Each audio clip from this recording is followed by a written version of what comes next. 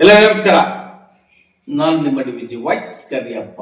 ಇವತ್ತು ನಾವು ರಾಜಕೀಯ ಅಧಿಕಾರ ಅಂದ್ರೆ ಶಾಸಕಾಂಗ, ಕಾರ್ಯಾಂಗ, ನ್ಯಾಯಾಂಗದ ಬಗ್ಗೆ ಇವತ್ತಿನ ಎಪಿಸೋಡ್ ಬೇಡ.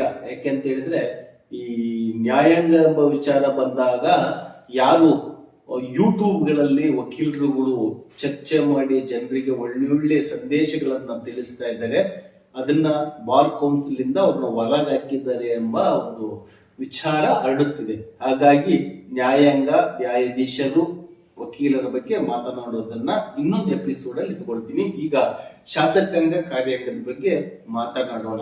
ಯಾಕೆ ಅಂತ ಹೇಳಿದ್ರೆ ಈ ಶಾಸಕಾಂಗ, ಕಾರ್ಯಾಂಗ ಜನರಿಗೆ ಹತ್ತಿರ ಇರ್ತಕ್ಕಂತ ಎರಡು ಅಂಗಗಳು.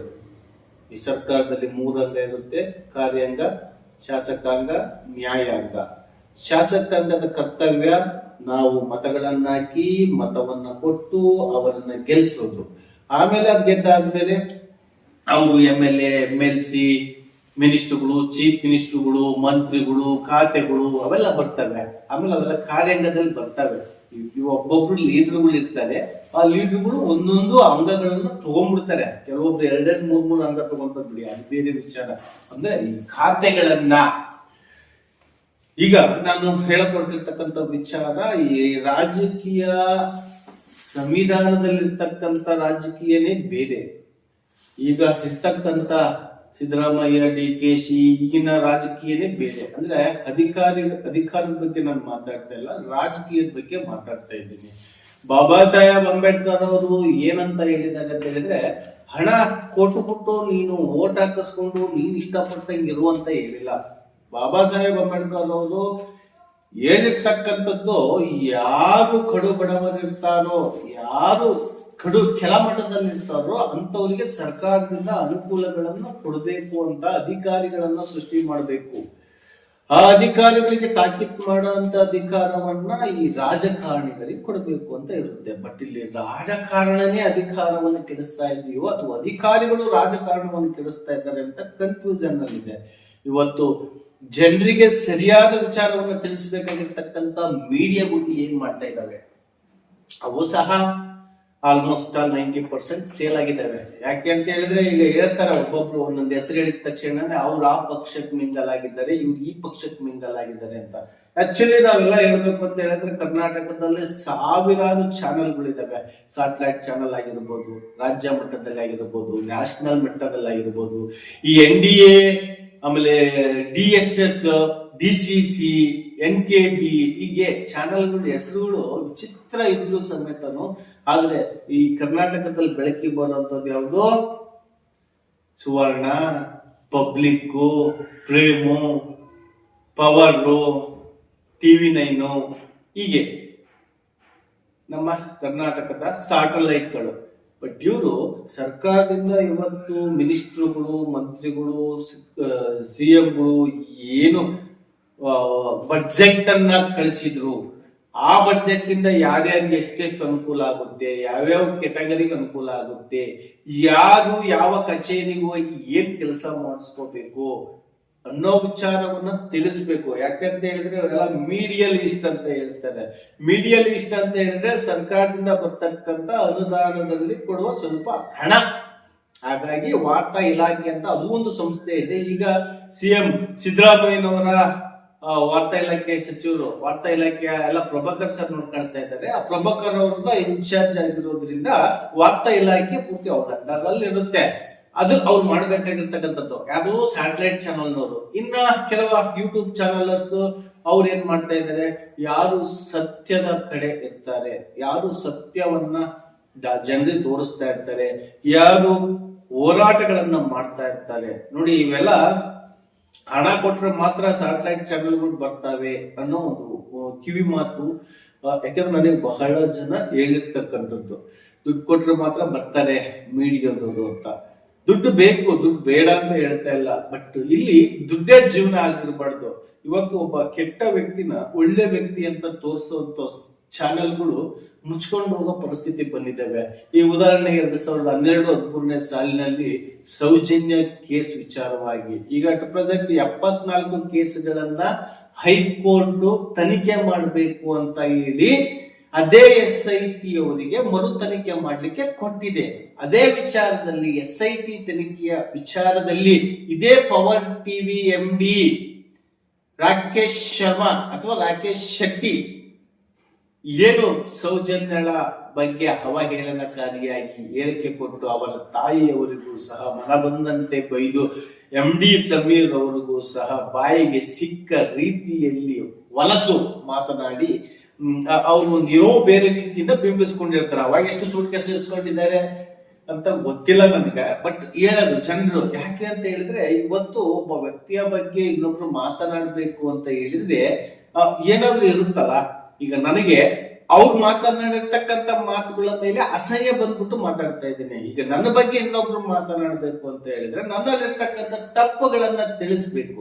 ಆ ತಪ್ಪುಗಳು ಯಾವ ರೀತಿ ಇರ್ಬೇಕು ಅಂತ ಹೇಳಿದ್ರೆ ಅವ್ನು ಒಬ್ಬ ಹೇಳಿದ್ರೆ ಅದು ತಪ್ಪಾಗಿರೋದಿಲ್ಲ. ಅದೇ ತರಹದ ಜನರು ಜಾಸ್ತಿ ಮಾತನಾಡಿದಾಗ ಕರಿಯಪ್ಪನವರಿಗೆ ಏನೋ ಇನ್ಕಮ್ ಬರ್ತಾ ಇದೆ, ಹಾಗಾಗಿ ಆ ವಿಚಾರದ ಬಗ್ಗೆ ಮಾತನಾಡ್ತಾನೆ ಅನ್ನೋ ಒಂದು ಕಾನ್ಫಿಡೆಂಟ್ ನಿಮ್ಮಲ್ಲಿ ಇರ್ಬೇಕು.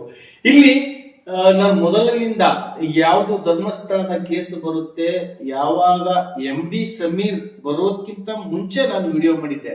ಅದಾದ ಮೇಲೆ ಮತ್ತೆ ಅದು ಕೇಸು ಇನ್ನೇನು ಮುಗೀತು ಬಿಡು, ಯಾಕೆಂದ್ರೆ ನಮ್ಮಲ್ಲಿ ರಾಜಕಾರಣಿಗಳು ಎಲ್ಲರೂ ಅವ್ರಿಗೆ ಸಪೋರ್ಟ್ ಮಾಡೋದ್ರಿಂದ ಸೌಜನ್ಯ ಕೇಸಲ್ಲಿ ನ್ಯಾಯ ಸಿಗೋದು ಡೌಟ್ ಅಂತಲೂ ನಾವು ಸುಮ್ಮನಾಗಿದ್ವಿ. ಯಾಕೆಂದ್ರೆ ಸುಮಾರು 13 ವರ್ಷದಿಂದ ಹೋರಾಟ ಮಾಡ್ತಾ ಇರ್ತಕ್ಕಂಥ ತಿಮ್ಮರೋಡಿ ಅವರಲ್ಲಿ ನಾವು ಸೋಷಿಯಲ್ ಮೀಡಿಯಾದಲ್ಲಿ ಸ್ವಲ್ಪ ನಮಗೆ ತಿಳಿದ ಮಟ್ಟಿಗೆ ಜನರಿಗೆ ತಿಳಿಸೋ ನಾವು ಯಾರನ್ನು ಟ್ಯಾಲಿ ಮಾಡ್ಕೋಬಾರ್ದು. ಬಟ್ ಸತ್ಯ ಅಂತ ಗೊತ್ತಾದಾಗ ಅದರ ಬಗ್ಗೆ ಚರ್ಚೆ ಮಾಡಿದಾಗ ಅವಳ ಸಾವು ಯಾವ ರೀತಿ ಆಯ್ತು, ಅಲ್ಲಿ ಇನ್ನೂ ನಡೆದಿರ್ತಕ್ಕಂಥ 74 ಕೇಸ್ಗಳ ಬಗ್ಗೆ ವಿಚಾರಣೆ ಹೆಂಗೆ ನಡೀತಾ ಇದೆ, ಇಲ್ಲಿ ಸಂಕ್ಷಿಪ್ತವಾಗಿ ಬಹಳ ಕ್ಲಿಯರ್ ಆಗಿ ಪಿಕ್ಚರ್ ಇದೆ. ಆ ಪಿಕ್ಚರ್ ಯಾವ ರೀತಿ ತೆಗಿಬೇಕಾಗಿತ್ತು ಅಂತ ಹೇಳಿದ್ರೆ ಸಿಂಪಲ್ ಇದೆ. ಆ ಸಿಂಪಲ್ ಇರ್ತಕ್ಕಂಥ ವಿಚಾರವನ್ನ ಈ ರಾಜಕೀಯ, ಈ ಅಧಿಕಾರಿಗಳು ಇವರೆಲ್ಲರೂ ಸೇರ್ಕೊಂಡ್ಬಿಟ್ಟು ಯಾಕೆ ಕಂಪ್ಲೇಂಟ್ ಕೊಟ್ಟಿರ್ತಾರಲ್ಲ ಅವ್ರನ್ನೇ ಜೈಲಿಗೆ ಹಾಕೋ ಮಟ್ಟಕ್ಕೆ ಹೋಗ್ಬಿಟ್ಟಿದೆ. ಇಲ್ಲಿ ನಾನು ಹೇಳ್ಕೊಟ್ಟಿರ್ತಕ್ಕಂಥ ವಿಚಾರ ಸಿಂಪಲ್ ನೋಡಿ.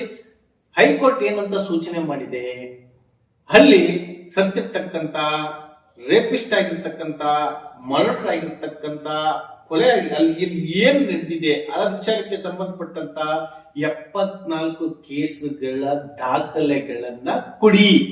ಇದನ್ನ ನಾಗಲಕ್ಷ್ಮಿ ಚೌಧರಿ ಅವರು ಸಹ ಕೇಳಿದರೆ. ಹೈಕೋರ್ಟ್ ಹೇಳೋದಕ್ಕಿಂತ ಮುಂಚೆ ನಾಗಲಕ್ಷ್ಮಿ ಚೌಧರಿ ಅವರು ಆ ಸೌಜನ್ಯಳ ವಿಚಾರವಾಗಿ ಧ್ವನಿ ಎತ್ತಿದ್ದಾರೆ.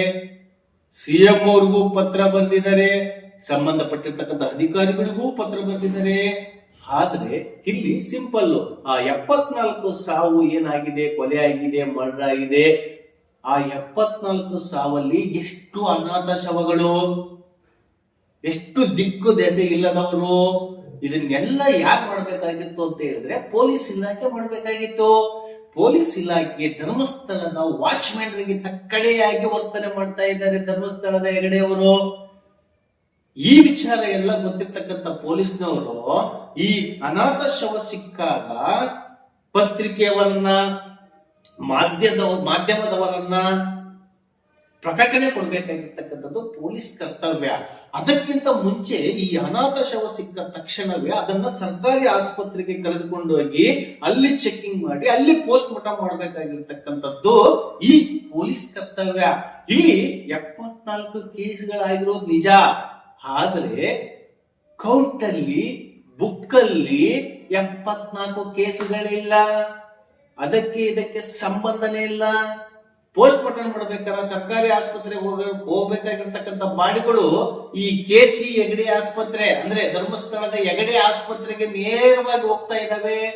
ಅದಕ್ಕೆ ಯಾರು ಪರ್ಮಿಷನ್ ಕೊಟ್ಟಿದ್ದಾರೆ ನೋಡಿ. ಇವೆಲ್ಲವೂ ಮೇಲಿನ ನೋಟಕ್ಕೆ ಸಹಿಯಾಗಿದ್ರು, ಕರೆಕ್ಟ್ ಆಗಿದ್ರು, ಅವ್ರ ಬಗ್ಗೆ ಪ್ರಶ್ನೆ ಮಾಡುವಂತ ಒಂದು ಪಕ್ಷವಾದ್ರೂ ಇದೆಯಾ? ಸೌಜನ್ಯ ಕೇಸ್ ನಡೆದಾಗ ಬಿಜೆಪಿ ಪಕ್ಷ ಇತ್ತು, ಈಗ ಚರ್ಚೆ ನಡೆಯಬೇಕಾದ್ರೆ ಕಾಂಗ್ರೆಸ್ ಪಕ್ಷ ಇದೆ, ಮಧ್ಯ JDS ಸಹ ಬಂದೋಗಿದೆ. 3 ಪಕ್ಷದವರು ವೀರೇಂದ್ರ ಹೆಗಡೆ ಅವರಿಗೆ ಸಪೋರ್ಟ್ ಮಾಡ್ತಾ ಇದ್ದಾರೆ. ಇಲ್ಲಿ ಸೌಜನ್ಯಳಿಗೆ ನ್ಯಾಯ ಸಿಗುತ್ತಾ? ಪಕ್ಷದವರೇ ನೇರವಾಗಿ, ರಾಜ್ಯದ ಮುಖ್ಯಮಂತ್ರಿಗಳೇ ನೇರವಾಗಿ, ರಾಜ್ಯದ ಅಧಿಕಾರವೇ ನೇರವಾಗಿ ಸಪೋರ್ಟ್ ಮಾಡ್ತಾ ಇರುವಾಗ ವೀರೇಂದ್ರ ಹೆಗಡೆ ಅವರಿಗೆ ಹೇಗೆ ಶಿಕ್ಷೆ ಆಗುತ್ತೆ ಅಲ್ವಾ? ಹಾಗಾಗಿ ಇನ್ನು ಹೈಕೋರ್ಟ್ ಆದೇಶದ ಪ್ರಕಾರ ನಿಜವಾದ ಆರೋಪಿ ಅಪರಾಧಿ ಯಾರು ಅಂತ ಕೆಲವೇ ದಿನಗಳಲ್ಲಿ, ಅಂದ್ರೆ ಏನು, ಈಗ ಫೆಬ್ರವರಿ 3ನೇ ತಾರೀಕು ಇದರ ಸಂಪೂರ್ಣ ದಾಖಲೆಗಳನ್ನ ಕೊಡಬೇಕು ಅಂತ ಹೈಕೋರ್ಟ್ ಆರ್ಡರ್ ಮಾಡಿದೆ. ಫೆಬ್ರವರಿ 3ನೇ ತಾರೀಕು ಏನಾಗುತ್ತೆ ನೋಡೋಣ. ನೊಂದವರು ಯಾರು, ಕೊಂದವರು ಯಾರು, ಆದಷ್ಟು ಬೇಗ ಗೊತ್ತಾಗುತ್ತೆ. ನಮ್ಮ ಇಂಚಿಂಚು ಸುದ್ದಿಯನ್ನ ನಿಮಗೆ ತಿಳಿಸ್ತೀವಿ. ನೀವು ನಮ್ಮ ಚಾನಲ್ ಸಬ್ಸ್ಕ್ರೈಬ್ ಆಗದೆ ಹೋದ್ರೆ ಆದಷ್ಟು ಬೇಗ ಸಬ್ಸ್ಕ್ರೈಬ್ ಆಗಿ ಮತ್ತೆ ಮುಂದಿನ ವಿಚಾರವನ್ನ ತಿಳಿಯೋಣ. ಇದು ನಿಮ್ಮದೇ ಧ್ವನಿ, ನಿಮ್ಮದೇ ಶಕ್ತಿ. ನಮಸ್ಕಾರ.